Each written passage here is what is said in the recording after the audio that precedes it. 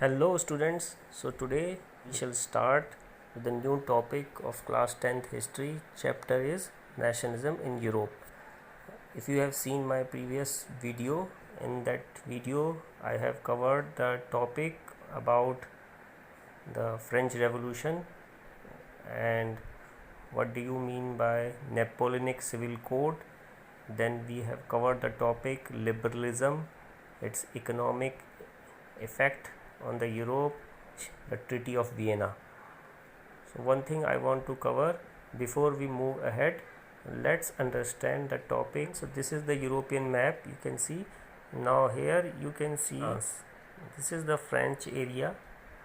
Okay, now when the Treaty of Vienna was signed, the different territory where the Napoleon have occupied the country or the area, they were again taken back from France and it was given or distributed to its neighboring country.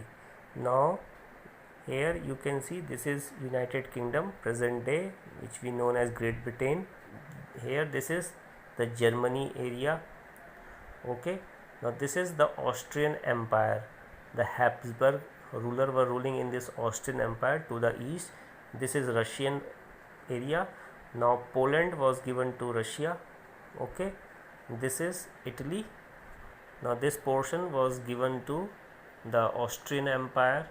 Okay, then a new territory was created which was given to Prussia, and then you have read about the 39 states where the Zollverein was formed, that was remain untouched. Yes, topic you have read about, this is the Ottoman Empire, the present day Turkey. So I just want you to just go ahead with this map so that you may know where the present day country lies.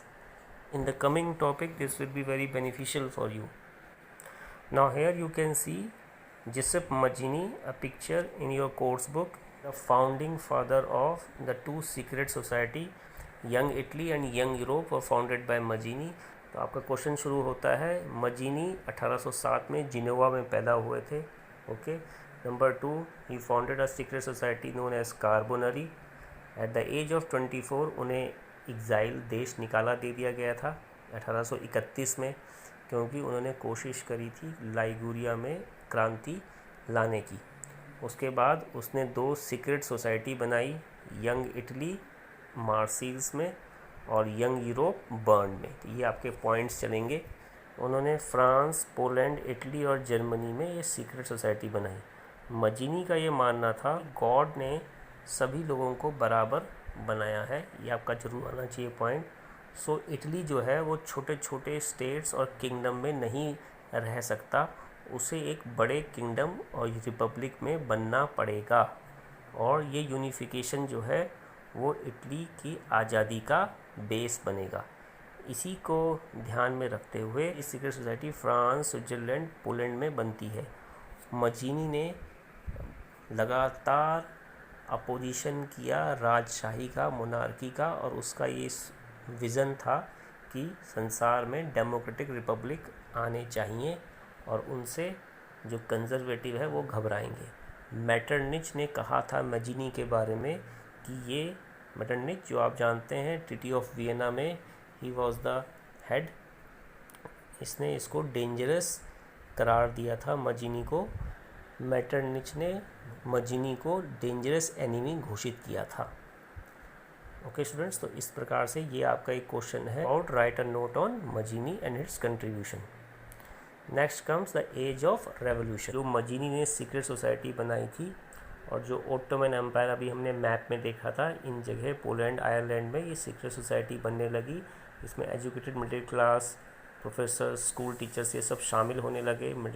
इन्होंने इन सब में हिस्सा ली. तो जो इसकी पहली शुरुआत थी 1830 में होती है.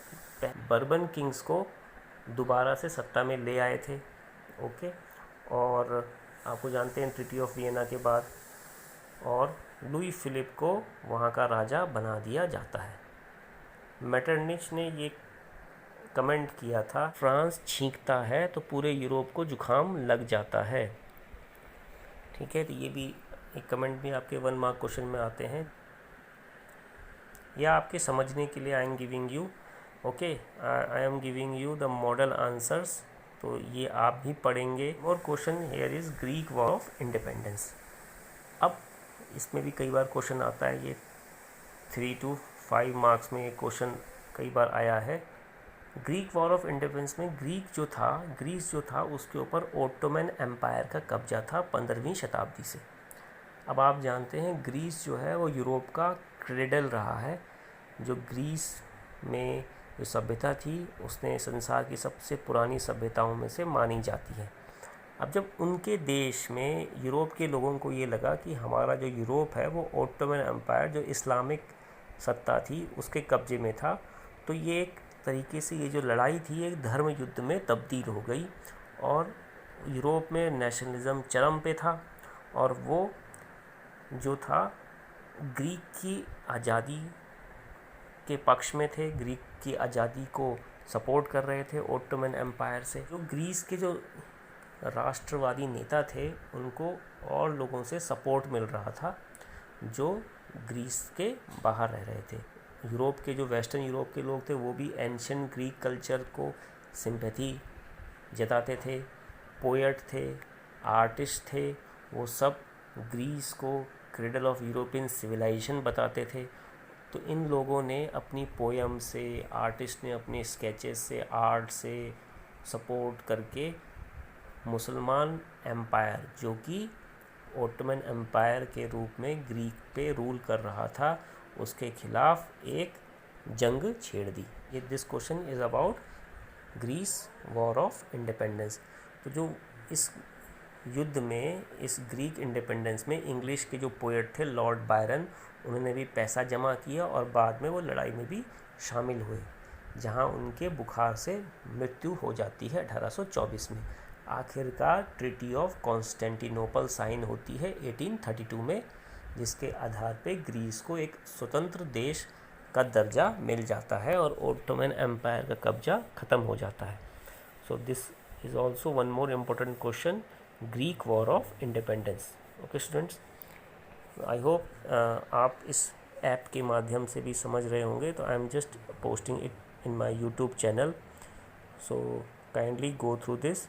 माई aim is to give you paragraph wise model answers. Rest आपको भी अपनी सेल्फ स्टडी करनी है, और अगर आप इस वीडियो से समझ पा रहे हैं तो kindly give your feedback. Next topic है रोमांटिसिज्म।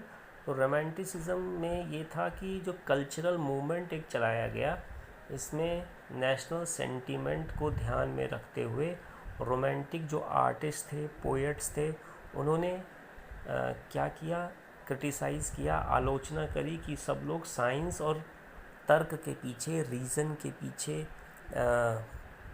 लगे हुए हैं। उन्होंने बोला इससे बेहतर है कि हम लोगों के इमोशंस, उनकी इंट्यूशन और जो रहस्यवाद है उसको ध्यान में रखते हुए सोचें।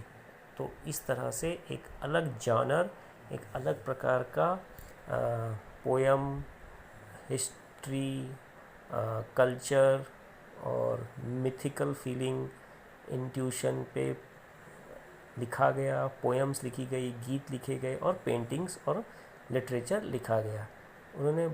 उनका जो प्रयास था कि एक कलेक्टिव हेरिटेज का विकास हो और जिसमें कि सारे यूरोप के लोग अपने कॉमन कल्चरल पास्ट को ढूंढें।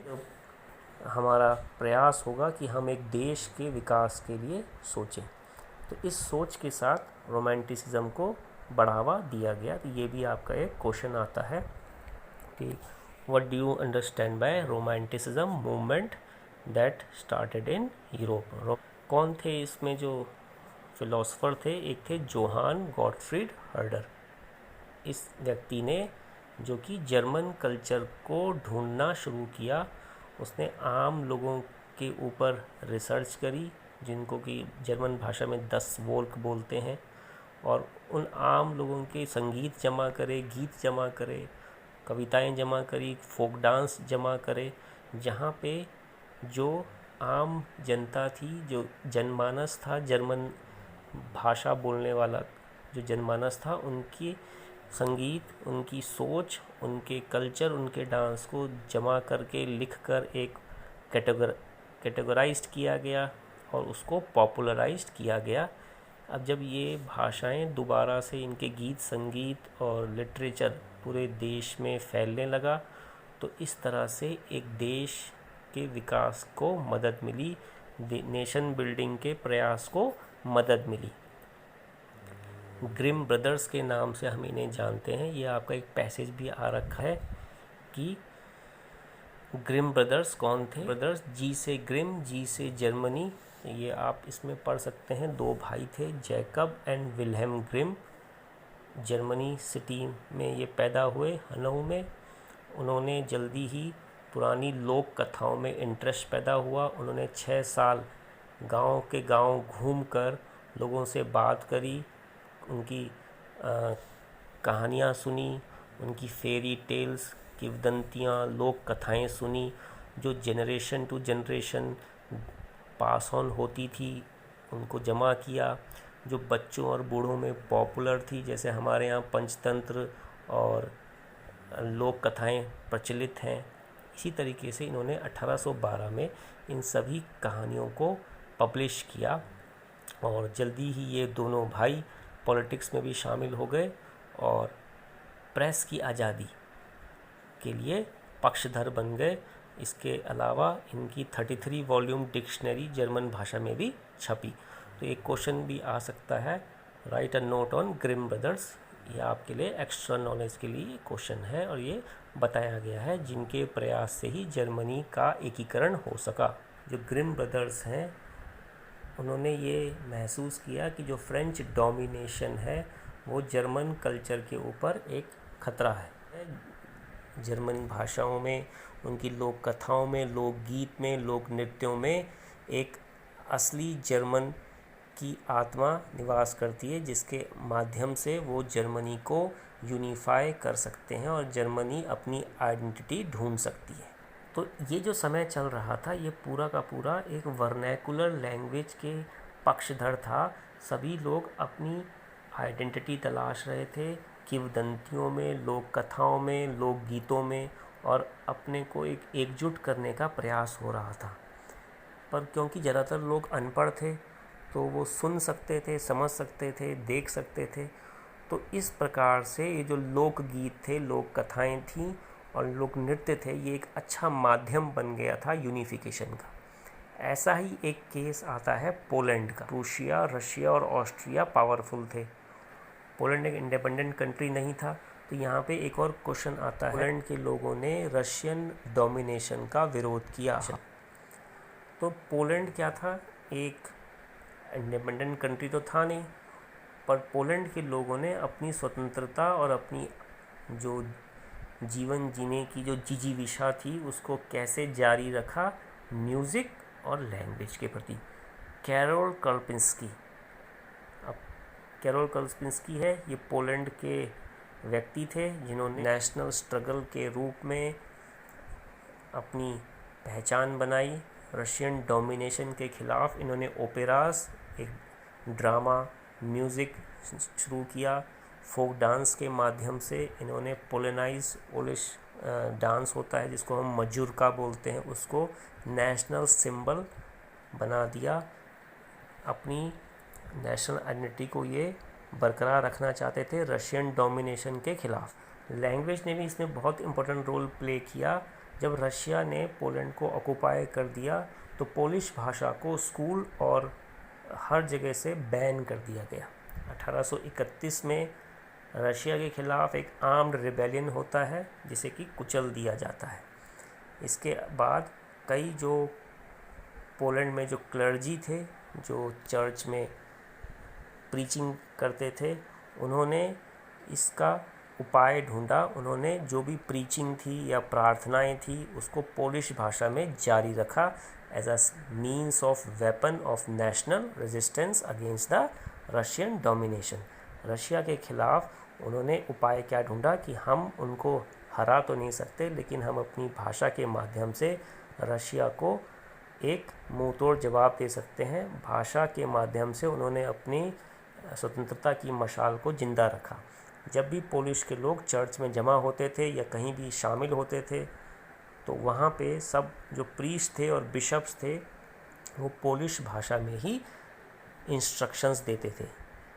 इन सब को जेल में डाल दिया गया या साइबेरिया रशिया के जो एक सुदूर ठंडा इलाका है वहाँ पे उसको पनिशमेंट के रूप में इनको भेज दिया गया।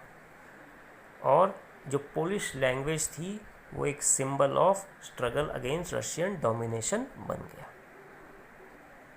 सो स्टूडेंट्स, आई होप आज आपको ये तीनों जो क्वेश्चंस हैं समझ में आए होंगे। हमने एक पढ़ा Polish peoples struggle against Russian domination, then हमने ग्रिम ब्रदर्स के बारे में पढ़ा, देन हमने रोमांटिसिज्म के बारे में पढ़ा, जॉन गॉटफ्रीड हर्डर के बारे में पढ़ा। Okay, then before that we have studied about the Greek War of Independence. Okay, these all questions are very important, so kindly go through this question. I have prepared these question paragraph wise. Most of these question ये आपके internal assessment और board exams में आएंगे। And then we have started with मजीनी, जिनको कि लाला लाजपत राय भी अपना गुरु मानते थे। Okay, he was the first person to start the revolution against the monarchy और राजसत्ता के खिलाफ इन्होंने आंदोलन शुरू किया। ये आपको बड़े ध्यान से पढ़ना है। आज के लिए इतना ही। Please give me your feedbacks. Bye.